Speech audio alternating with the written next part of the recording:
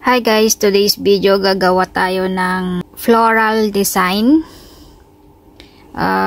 Pag nakapagbuhos na kayo ng first buhos guys, ay pwede nyo na siyang designan na yan. Nag-uumpisa na akong designan.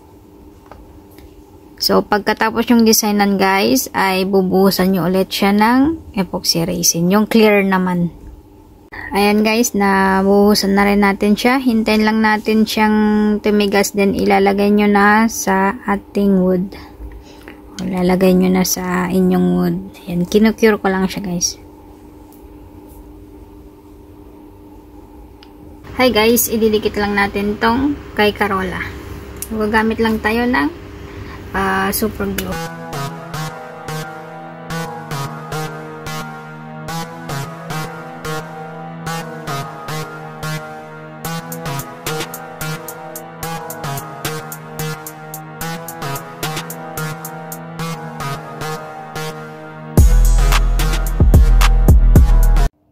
Guys, ipapakita ko sa inyo kung gaano kaganda itong magnetic rechargeable. Ayan. So, yung pagpindutan niya guys ay ito. Ayan. May on-off na rin siya at yun yung charger niya. So, yan yung white light niya guys. Yan naman yung warm light. At yan yung dalawa, parang warm and white. Then, turn off. Ang kinaganda nito guys ay may charger na siya, may remote, at may magnet na siya. Ayan siya guys, yung remote niya, yung charger niya, at saka yung circle niya is yung magnet niya, at saka yung parang rubber. Ayan. Then, ito try natin guys yung remote niya. Yan yung warm, yan yung white, ay yung double, and yan yung white. Then pwede nyo siyang ipahina yung ilaw niya guys at palakasin. Try natin. Kung makikita nyo guys, lumiliit na yung ilaw niya or umihina na. Ito yung palakas, yung pag plus.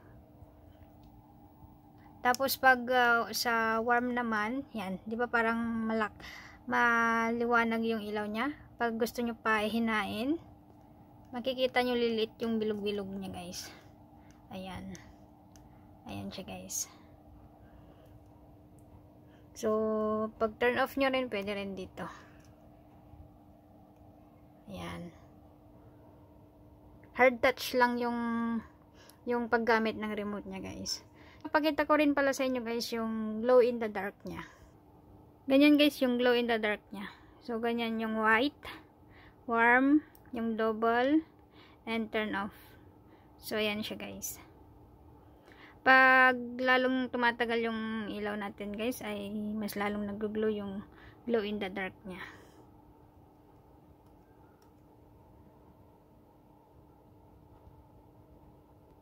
So, yun lamang guys. Maraming salamat.